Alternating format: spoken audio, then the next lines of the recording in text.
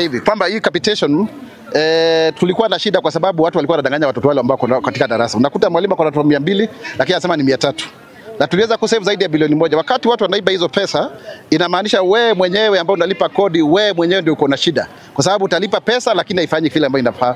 Ndio tumefakisha kwamba tukufanya piga msasa, hata kama kuna madeni tutalipa. Lakini pia hivyo ndio pia tunafanya mambo kuhusu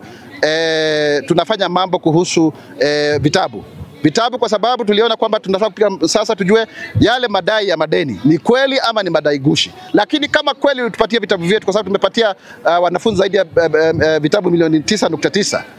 Hilo ni jambo tutakuwa tulishughulikia. Na pia tuseme kwamba tumejenga madarasa zaidi ya 23,800. Pesa nyingi sana serikali ambayo imetumia. Tunawaajiri walimu kifikia Januari walimu 1,100, sasa tayari 24,000 tuko tayari kuandika.